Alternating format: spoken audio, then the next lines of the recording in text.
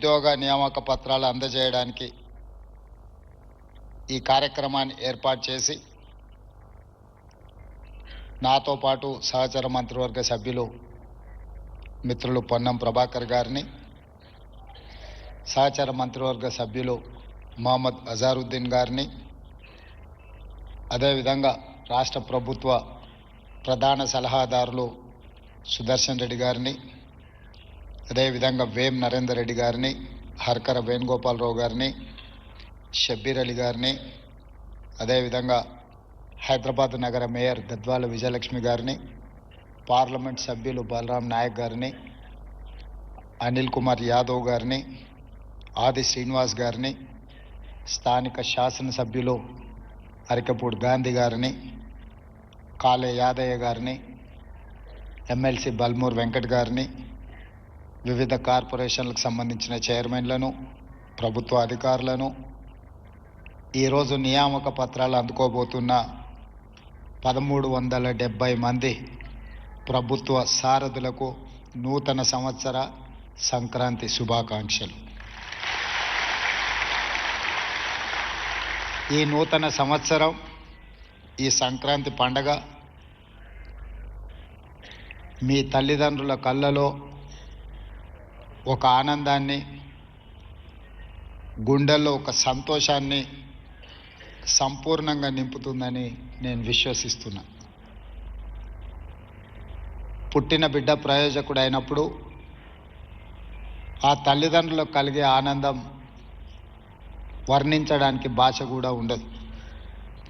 మీరందరూ 90% నా అవగాహన మేరకు తండాలలో, గూడాలలో, మారుమూల పల్లెల్లో, మధ్యతరగతి, దిగువ తరగతి తల్లిదండ్రులు కష్టపడి ప్రభుత్వ పాఠశాలలో చదివించి మీ చదువుల కోసం నిరంతరం శ్రమ చేసి, కొంతమంది తల్లిదండ్రులు కూలీ పని చేసి, ఉపాధి హామీ కూలీలుగా వాళ్ళు పనిచేసి రూపాయి కూడబెట్టి మిమ్మల్ని పీజీలు, పిహెచ్డీలు చదివించి కోచింగ్ సెంటర్లలో పోటీ పరీక్షలకు తయారవ్వడానికి ప్రతి పైసా కూడబెట్టి మిమ్మల్ని నగరానికి పంపించి ఈ పోటీ పరీక్షలకు మిమ్మల్ని ప్రిపేర్ చేయడం జరిగింది.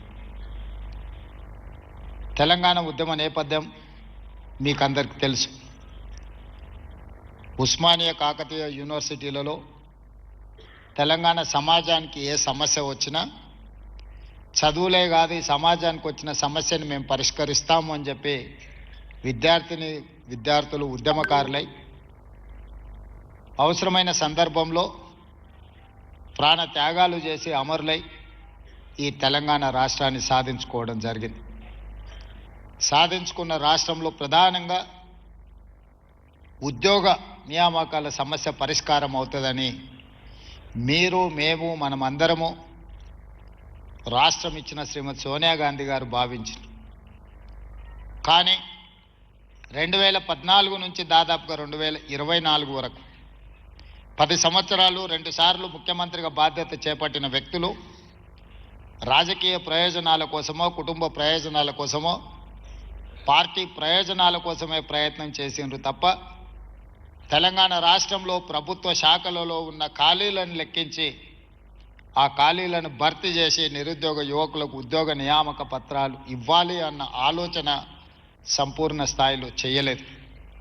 వాళ్ళ ప్రాధాన్యత క్రమంలో కుటుంబం మొదటి ప్రాధాన్యత, పార్టీ రెండవ ప్రాధాన్యత, రాజకీయ అవసరాలు మూడవ ప్రాధాన్యతగా భావించిండ్రు తప్ప మొదటి ప్రాధాన్యతగా భావించాల్సిన తెలంగాణ నిరుద్యోగ సమస్యను ఏ రోజు కూడా పరిష్కరించాలని ఆలోచన చేయలేదు. అందుకే 10 సంవత్సరాలు ఓపిక పట్టిన ఈ తెలంగాణ యువత ఇక లాభం లేదు, మేం పూనుకొని మాకు ఉద్యోగాలు ఇవ్వాలి అని అడిగే పరిస్థితి నుంచి వాళ్ళ ఉద్యోగాలు తొలగిస్తే మా ఉద్యోగాలు మాకు వస్తాయని చెప్పి మీరందరూ రోడ్డు మీదకి వచ్చి 2023 నాడు మీరు డిసెంబర్లో తీసుకున్న నిర్ణయం ఇక ఉద్యోగాలు అడగం, ఉద్యోగాలు ఇస్తామని గద్దెనెక్కిన వాళ్ళ ఉద్యోగాలు తీస్తామని మీరందరూ నడుము బిగించిండ్రు. కాబట్టి ఈనాడు ప్రజాప్రభుత్వం ఏర్పడ్డది. అందులో మేమందరం కూడా బాధ్యత తీసుకొని ఈరోజు ఈ వేదిక మీద మీ ఉద్యోగ నియామక పత్రాలు అందించడానికి పూర్తి స్థాయిలో కృషి చేస్తున్నాం. ఈనాడు మీకు అందరికీ తెలుసు, తెలంగాణ పబ్లిక్ సర్వీస్ కమిషన్లో జరిగిన దారుణమైన పరిస్థితులు 2011లో గ్రూప్ 1 ఉద్యోగ నియామకాల నోటిఫికేషన్ వస్తే 2019లో నియామకాలు జరిగినాయి. ఆ తర్వాత నోటిఫికేషన్ వస్తే 2025 వరకు 14 సంవత్సరాలు సుదీర్ఘమైన కాలం గ్రూప్ 1 నియామకాలను చేపట్టలేదు అనంటే ఉమ్మడి రాష్ట్రంలో కానీ ప్రత్యేక తెలంగాణ రాష్ట్రంలో 10 సంవత్సరాలు.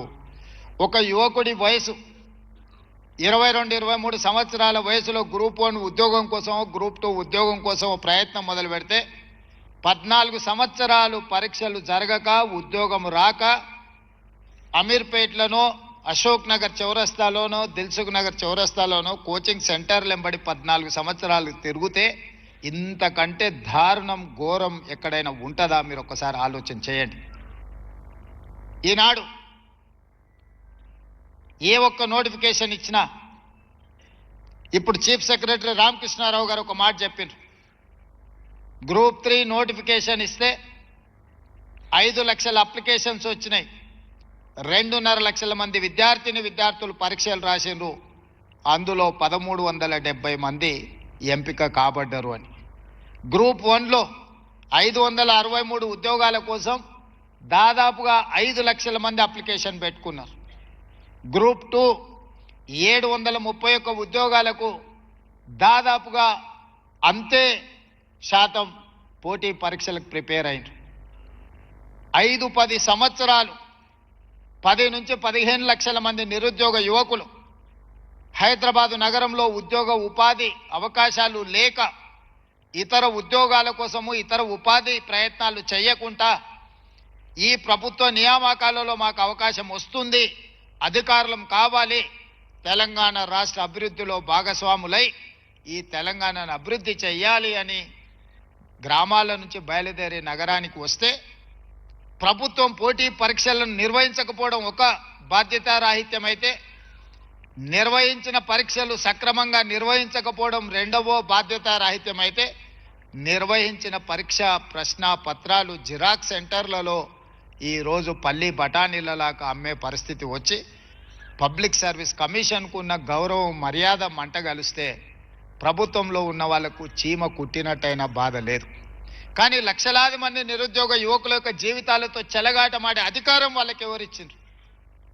అందుకే ఈ ప్రభుత్వం ఏర్పడిన మరుక్షణం తెలంగాణ పబ్లిక్ సర్వీస్ కమిషన్ని సమూలంగా ప్రక్షాళన చేసి యూపీఎస్సీతో పోటీ పడే విధంగా నేనే స్వయంగా అక్కడికి వెళ్ళి యూపీఎస్సీ చైర్మన్ను కలిసి ఏ విధంగా వాళ్ళు యూపీఎస్సీ ఆరోపణలు లేకుండా పోటీ పరీక్షలు నిర్వహిస్తుందో, ప్రతి సంవత్సరం ఐఏఎస్, ఐపీఎస్, ఐఎఫ్ఎస్ లాంటి పరీక్షల్ని ఏ రకంగా నిర్వహిస్తున్నారో వాటి అన్నిటిని తెలుసుకొని నిష్ణాతులైన వాళ్ళను, హైలీ క్వాలిఫైడ్ పర్సన్స్ని ఈనాడు తెలంగాణ పబ్లిక్ సర్వీస్ కమిషన్ చైర్పర్సన్గా, మెంబర్స్గా మనం నియమించినాం.